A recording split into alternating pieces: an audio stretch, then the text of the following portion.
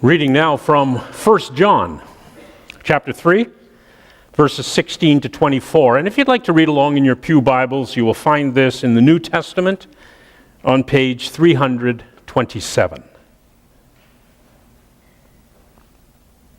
This is how we know what love is.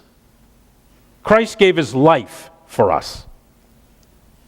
We too, then, ought to give our lives for others. If we are rich and see others in need, yet close our hearts against them, how can we claim that we love God? My children, our love should not be just words and talk. It must be true love that shows itself in action. This, then, is how we will know that we belong to the truth. This is how we will be confident in God's presence. If our conscience condemns us, we know that God is greater than our conscience and that he knows everything. And so, my dear friends, if our conscience does not condemn us, we have courage in God's presence. We receive from him whatever we ask because we obey his commands and do what pleases him. What he commands is that we trust in his Son, Jesus Christ, and love one another, just as Christ commanded us. Those who obey God's commands live in union with God, and God lives in union with them. And because of the Spirit that God has given us, we know that God lives in union with us.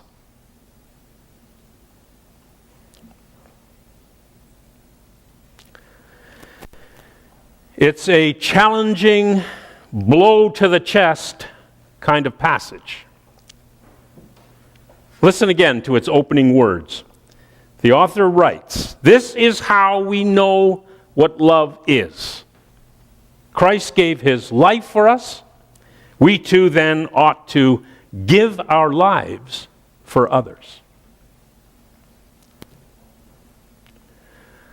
Well, I have to tell you, these words scare me half to death. Imagine an inspired author commanding us to lay down our lives for others, as Jesus did for us. For me, these words invoke all kinds of images of people martyred for their faith and their actions. I can scarcely imagine the selfless sacrifice of Joan of Arc, burned at the stake, or the assassinations of Malcolm X and Martin Luther King Jr., both of whom having been murdered for speaking out on behalf of legal justice. We all know that speaking up and speaking out on behalf of others is risky business. Jobs, relationships, money, why even life itself can be lost if we take up the cause of someone in need.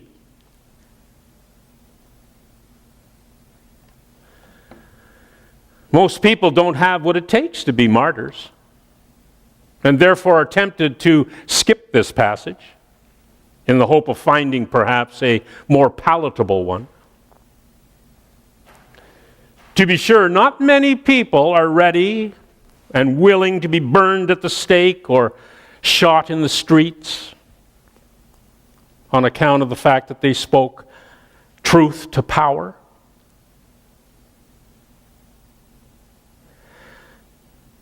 But is God really calling us to be martyrs? Is God really calling us all to perform some momentous, earth-shattering action on behalf of others?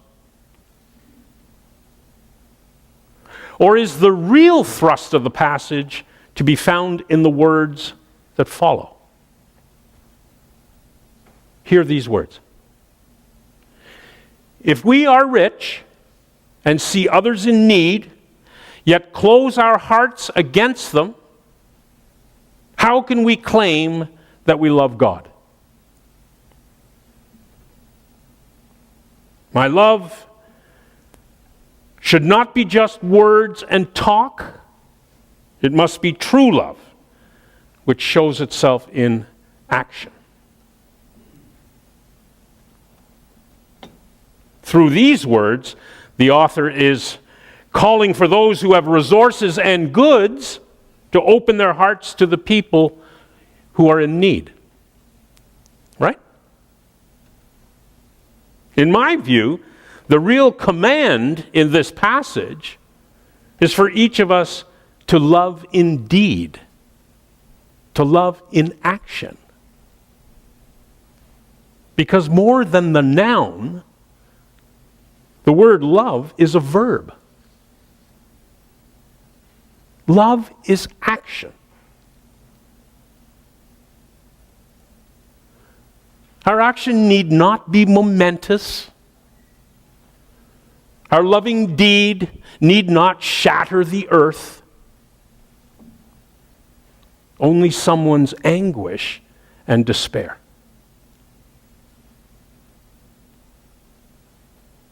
Simple and random acts of kindness quietly done. Simple and random acts of kindness done without fanfare or need for reward.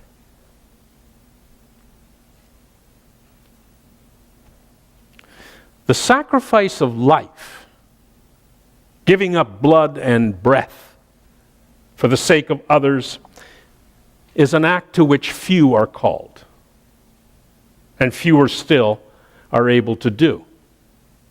It's just a reality. Laying down one's life for one's brothers and sisters in this passage, for me, simply means responding to people in need. Not so much dying for people in need, as much as giving them what they need from the abundant resources that we all have. In other words, laying down our lives, for me, I'm not taking it literally. I think of it more in terms of reorienting our lives on behalf of others.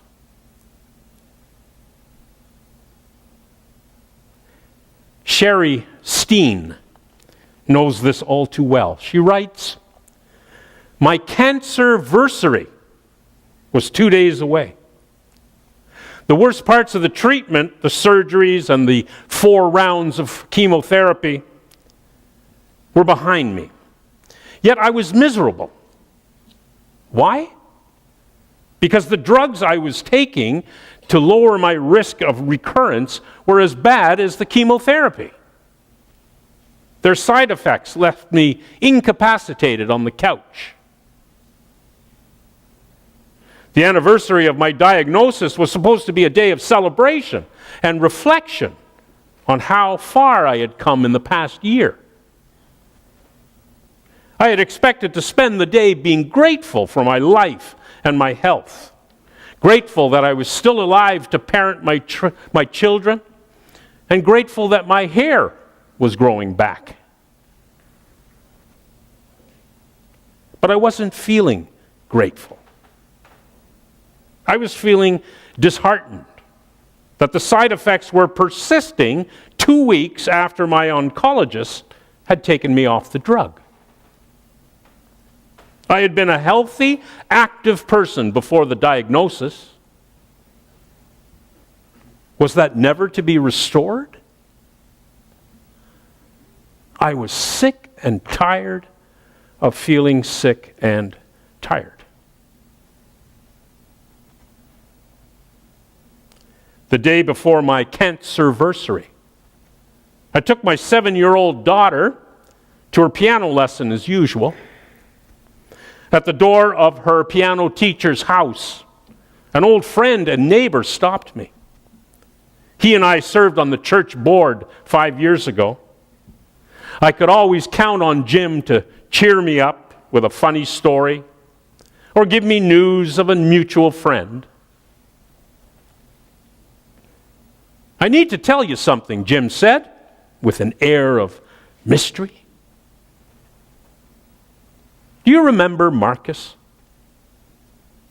My mind quickly scanned over our mutual friends, but I couldn't recall anyone with that name.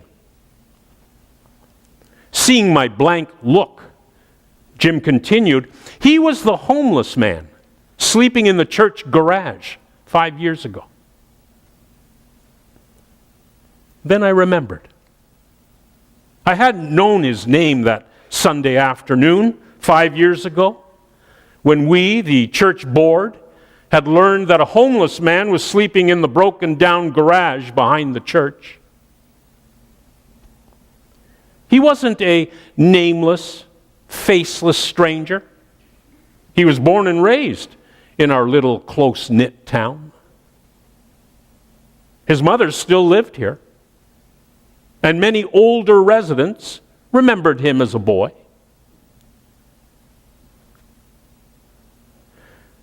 But 5 years ago, he returned to the community as a broken man, homeless and addicted to alcohol.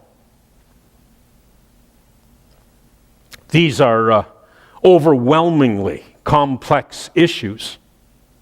And we, the church council, felt inadequate in deciding the best course of action. We wanted to be compassionate, but not enabling. We wanted to protect him, but also address the fears of neighborhood parents. We had no idea what to do, and we left the church meeting feeling at a loss.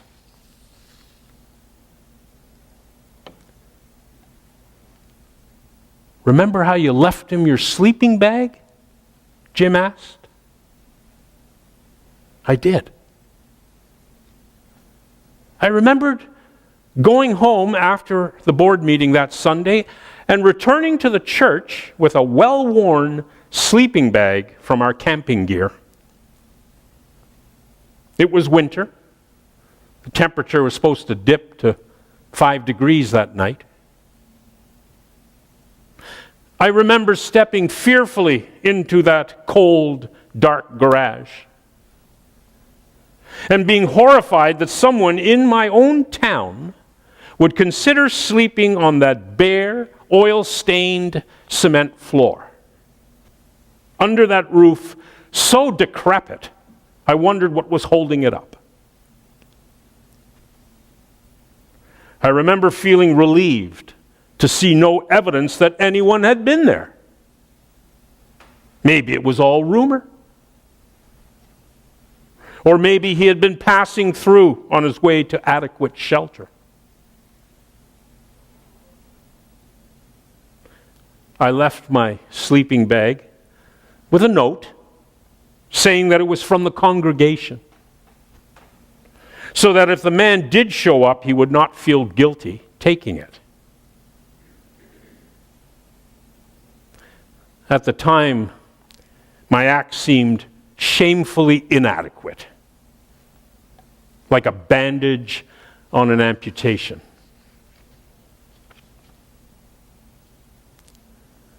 I was timid about following up with my meager offering, ashamed that I might have crossed some line of propriety with the community or with the homeless man.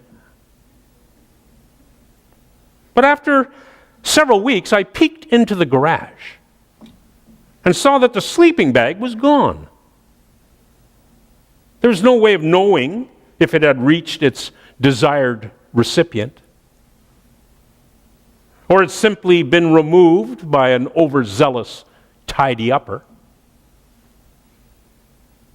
That seemed the end of the story, since I heard no more news of the man. I had completely forgotten about the sleeping bag until Jim mentioned it. Marcus came to church this Sunday and gave his testimony. Marcus is now sober and has a job and has a home. He came to thank the church and the AA group that meets in the church basement for all their encouragement and support, for helping him turn his life around. Marcus remembered the sleeping bag, Jim said. He mentioned how much it meant to him, and he thanked the congregation for it. Now when he speaks at local AA groups to encourage others trying to recover, he tells them the story about the sleeping bag.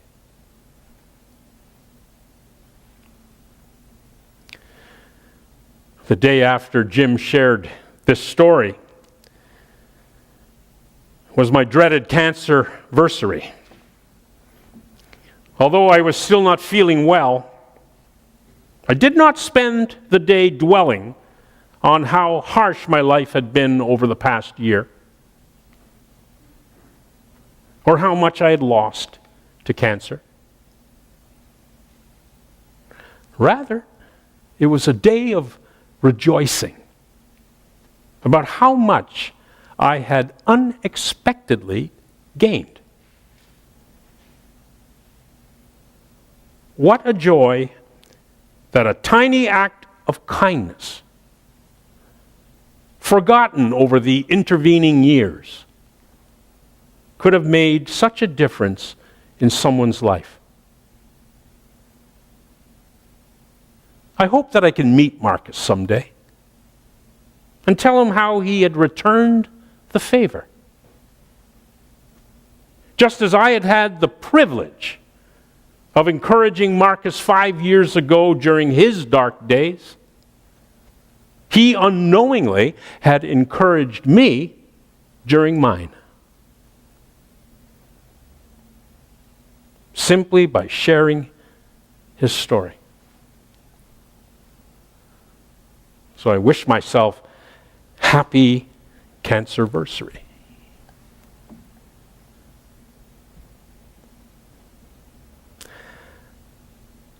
The scripture passage I read this morning ends with the words, what he commands is that we trust in his Son, Jesus Christ, and love one another, just as Christ commanded us.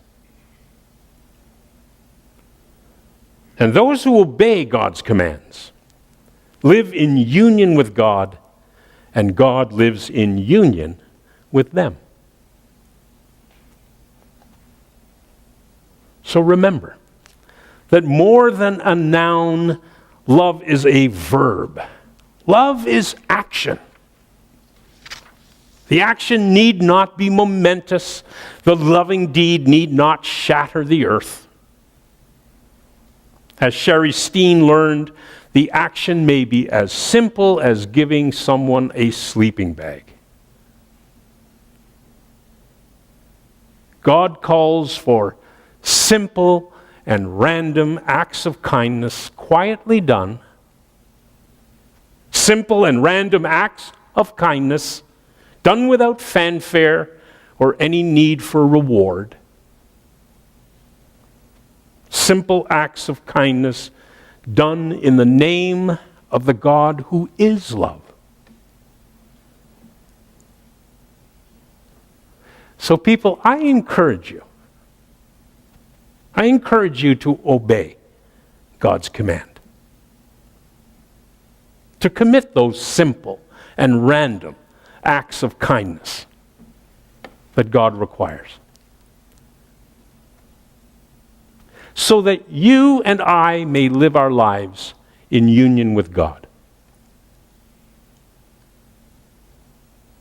If you do, I guarantee you will find joy, true joy, because you will know at that moment you are indeed the feet in the hands of God.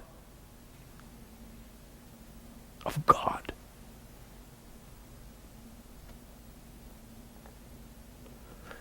I beg you, with all my heart, to love others with acts of kindness, so that you may live in union with the God who is love, and that the God who is love may live in union with you. Can we do that?